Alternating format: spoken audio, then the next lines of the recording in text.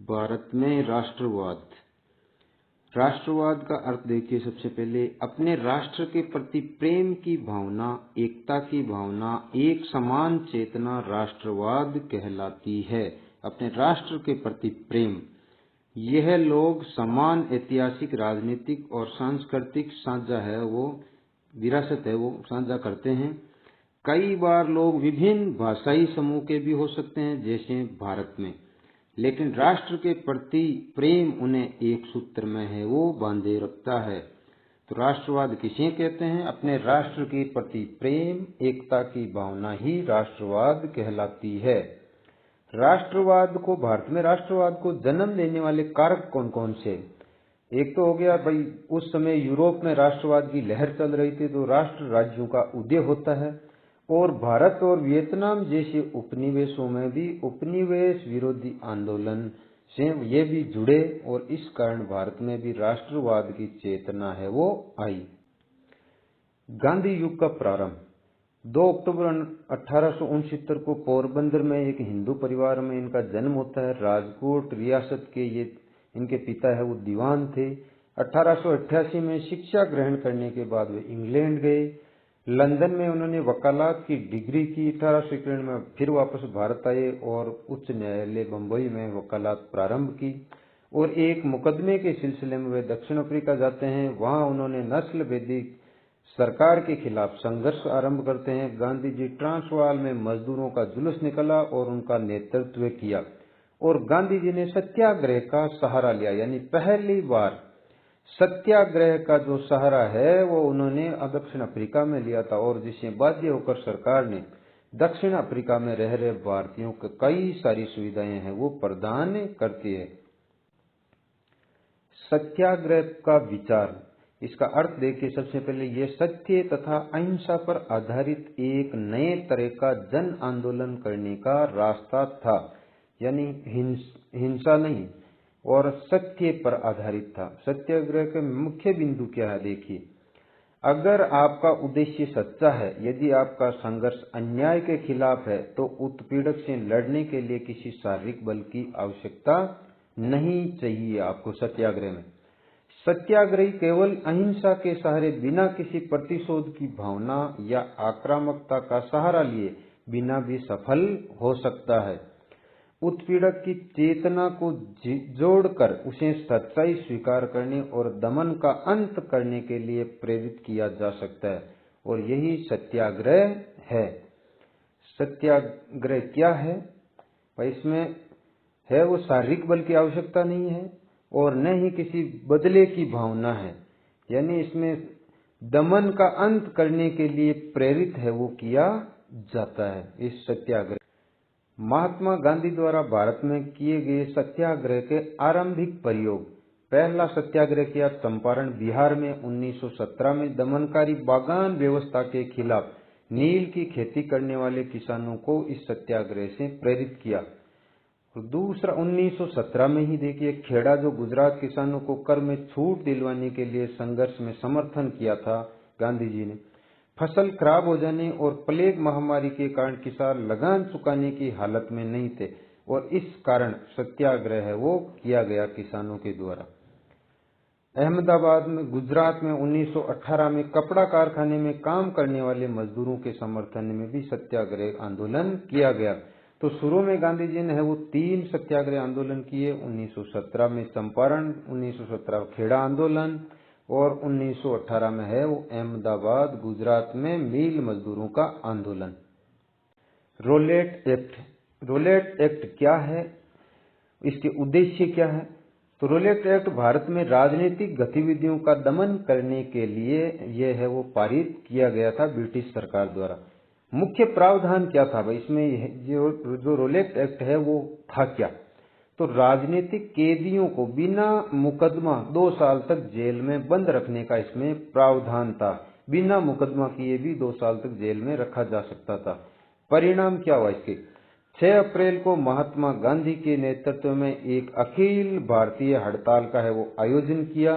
विभिन्न शहरों में रैलियां, जुलूस निकाले गए, दुकानें बंद रखी गई। स्थानीय नेताओं को इसमें हिरासत में ले लिया। बैंक, डाकखानों, रेलवे स्टेशन पर भी हमले किए गए।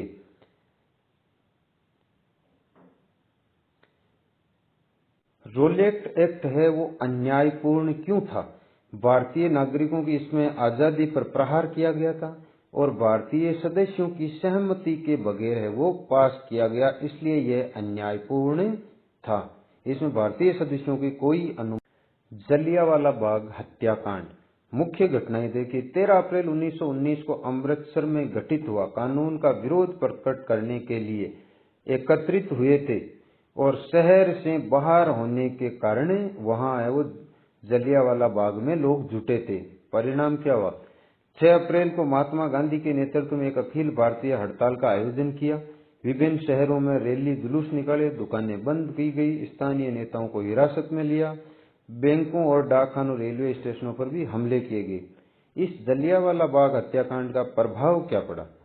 भारत में बहुत सारे शहरों में लोग सड़कों पर उतर आए, हड़तालें होने लगी, लोग पुलिस से मोर्चा लेने लगे और सरकारी इमारतों पर हमले करने लगे।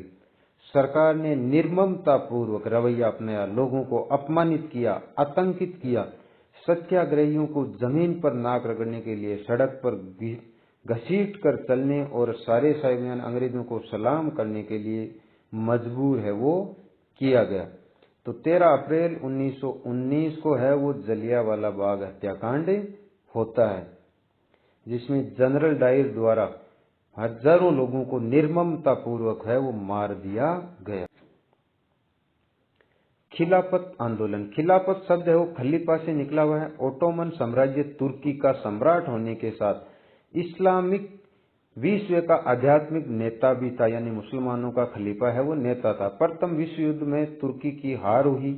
यह अफवाह फैल गई कि तुर्की पर एक अपमानजनक संधि है वो थोपी जाएगी, इसलिए खलीफा की तात्कालिक शक्तियों की रक्षा के लिए मार्च 1919 में अली बंधुओं द्वारा बंबई में एक खिलाफत समिति का है वो गठन किया गया। महात्मा गांधी ने क्यों खिलाफत का मुद्दा उठाया? रोलेक्ट सत्याग्रह की असफलता के बाद से ही महात्मा गांधी पूरे भारत में और भी ज्यादा जनाधार वाला आंदोलन खड़ा करना चाहते थे, इसलिए वो खिलाफत का मुद्दा उठाया। उन्हें विश्वास था कि बिना हिंदू मुस्लिम दोनों को एक दूसरे के समीप लाए ऐसा कोई आंदोलन, भारतीय आंदोलन खड़ा नहीं किया जा सकता, इसलिए इन्होंने खिलाफत का है वो मुद्दा उठाया। असहयोग आंदोलन जनवरी 1921 से फरवरी 1922 तक चला। ये असहयोग क्यों? भारत में ब्रिटिश शासन की स्थापना भारतीयों के सहयोग से हुई थी। यदि भारतीय अपना सहयोग वापस ले लेते हैं तो ब्रिटिश शासन नहीं रह जाएगा। यानी भारतीयों का यह मानना था कि भाई अगर भारत सहयोग ही नहीं करेंगे तो ये भारत जो ब्रिटेन का शासन है वो नहीं रहेगा। विभिन्न सामाजिक समूह जिन्होंने इसमें भाग लिया, शहरों में देखो मध्यम वर्ग, विद्यार्थी, शिक्षक, वकील, ग्रामीण इलाकों में भी किसान व आदिवासियों ने इसमें भाग लिया। बागानों में रहने वाले मजदूरों ने भी इसमें है असहयोग आंदोलन में भाग लिया। असहयोग आंदोलन किन चरणों में चला? देखो, सरकार द्वारा दी गई पदवियों को लौटा दिया उन्होंने।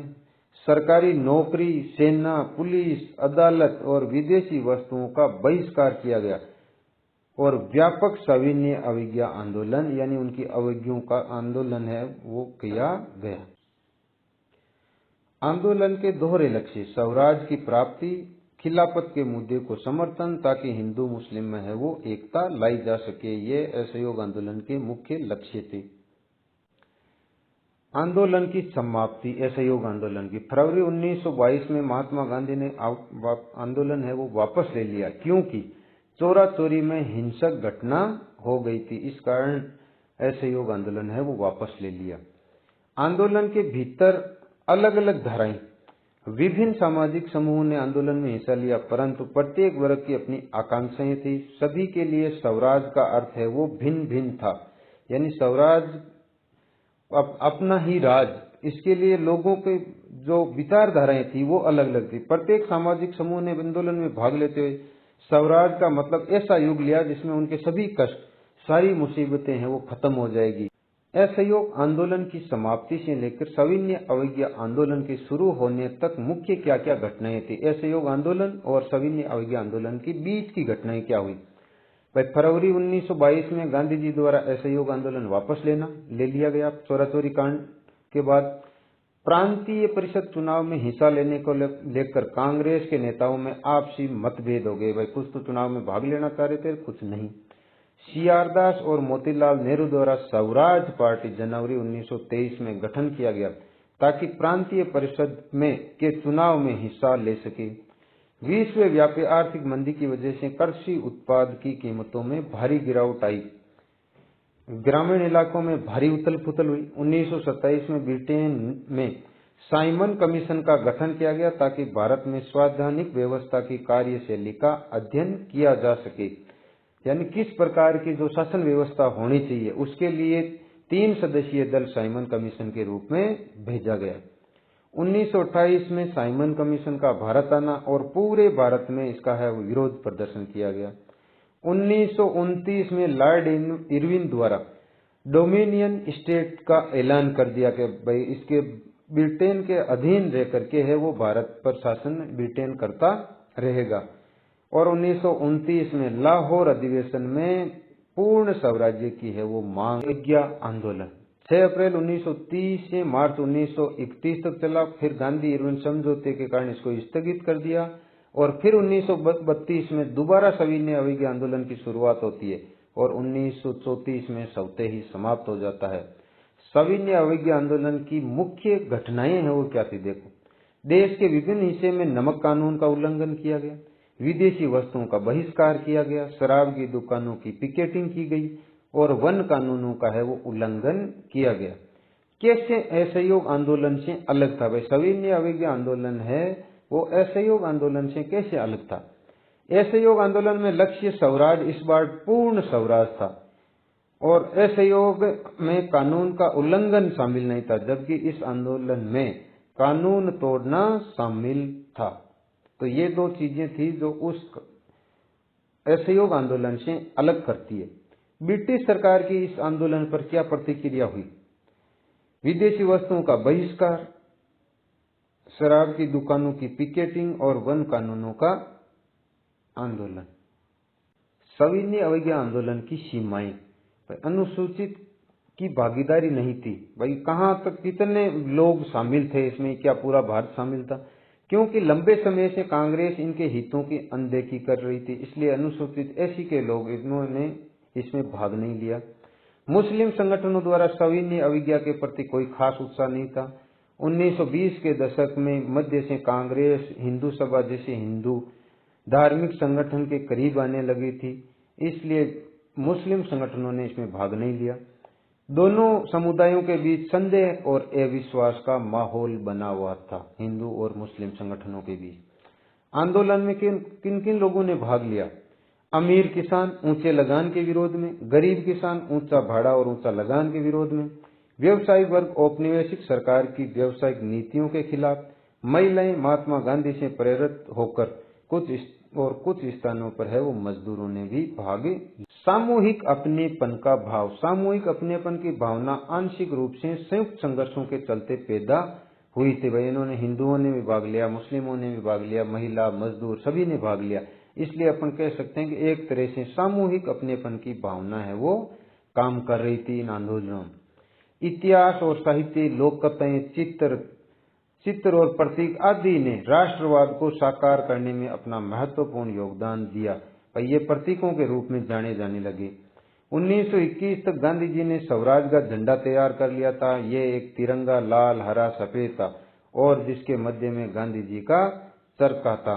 तो इस प्रकार से प्रतीक चिन्हों का भी, ताकि उसके लोग वो संगठित हो सके और सामूहिक अपनेपन का भाव वो आ सके, इन आंदोलनों से ये संभव हुआ।